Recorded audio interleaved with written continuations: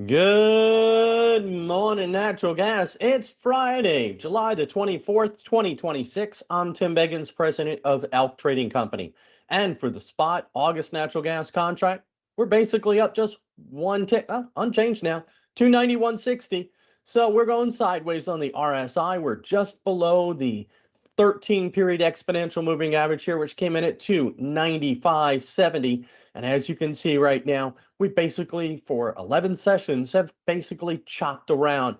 What's going on? Well, production's about 108 BCF a day, but LNG is below 17 BCF a day. So a combination of tropical storm, heat and humidity, some maintenance, maybe even some dredging around some of these facilities. So it's limiting our export capacity. But power prices were all over the map yesterday, especially in PJM. We'll talk about that in a little bit.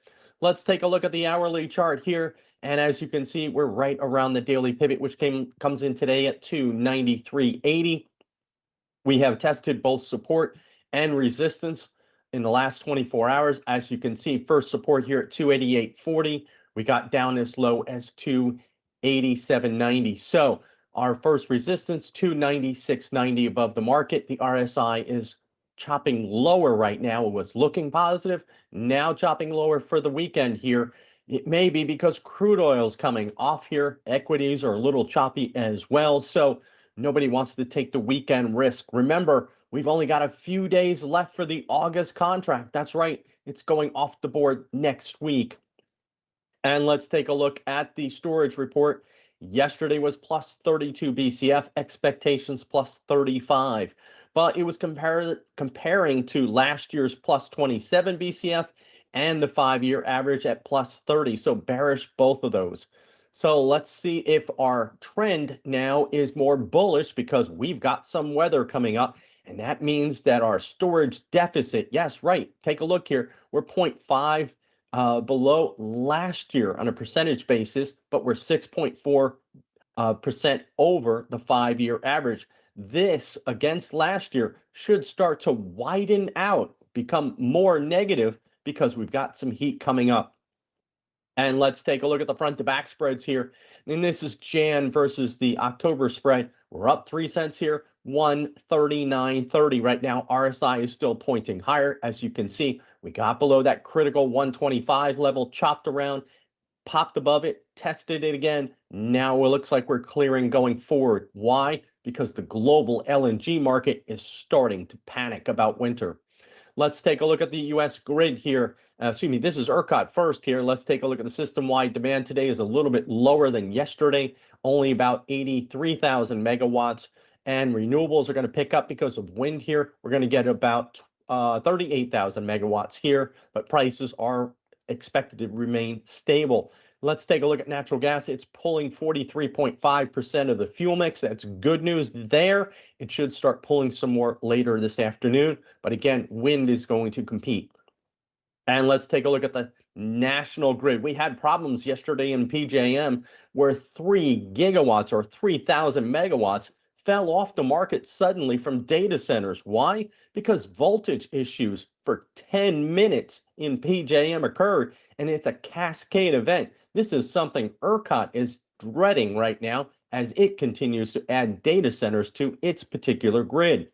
And let's take a look here at the 8 to 14-day temperature outlook. And this is part of why the market is down a little bit. Near normal temperatures here from the Dakotas, back all the way down into the Ohio Valley, and back up toward New York State. Above normal temperatures in the desert Southwest, Texas, all the way over into Florida. We'll keep an eye on this because there is some heat building up, and then some of it is going to try and make a run for the Northeast. And let's take a look at that heat risk here. As you can see right now, we've got major heat risk here for 35 million people today, with extreme 1.4 million. And this continues as we get into next week. As you can see here, this is 75 million people on Sunday here, 2.4 in extreme. And this continues almost 95.8 million people under major heat risk come Monday, 7.7 under extreme, mainly New Mexico back into Florida here. So watch, this continues all the way into Tuesday, and into Wednesday and then Thursday. So we've got major and extreme heat risk across the south here from New Mexico, really, all the way over to Florida. This is going to kick our power load up. Next week here in Houston, it's all 100 degrees outright. The heat index much higher. So let's take a look at the weather risk here. And this is the heat risk model here for the European AI model. And as you can see here, that heat risk, yes, this is a conservative model here. This is not the GFS, which runs typically a little bit warmer. This is more conservative. You can see triple digits through the center of the country here, all the way back up into the Midwest, the desert Southwest here. And now as we start getting into the 6th tier of August here, it starts pushing up into the Northeast here, a sliver of it getting all the way back up into New England here. But these are hundreds going all the way from Virginia back to Florida, back to Texas, and possible, oh, here's in Mexico. So let's take a look at one more day there. As you can see, the cooler temperatures, yes, they're in the upper Midwest, but from Texas to Florida and up the East Coast is going to be fairly warm. And here is Europe. Speaking of warmth here, this is France, which is about to bake at the end of this month. End of next week, so the heat returns here, starts to get very, very warm. First week of August is going to boil this place. As you can see right now, here it is, 28th. Warmer temperatures start coming in, 29th, even more warm. And then it continues through the end of the month and then into the first week of August. So France, Spain, Germany, interior Eastern Europe here, also extremely warm here going into August at this stage. They really could use some cooler weather, but they're not going to get it. Currently, right now, the EU is just under 55% full. We've again got some problems here. Belgium, right now, the Netherlands and the United Kingdom are our worst countries right now. United Kingdom really doesn't have much in the way of storage anymore. It relies on Norway and the continent. But yes, the Netherlands has got only 34% full. So we're going to be watching this very carefully, but the panic button is starting to be hit here. And let's take a look at the national balancing point. This is for the UK. It was down just a little bit yesterday at 20.67. Again, this is pence per therm, if I am correct about this. Oh, excuse me, this is US dollars. Sorry, I had the different chart up earlier. This is US dollars, so this is over $20 here. So yes, in the United States, we can't even get to $3, but overseas, $20 is the norm right now for these winter contracts. And let's turn to Asia here.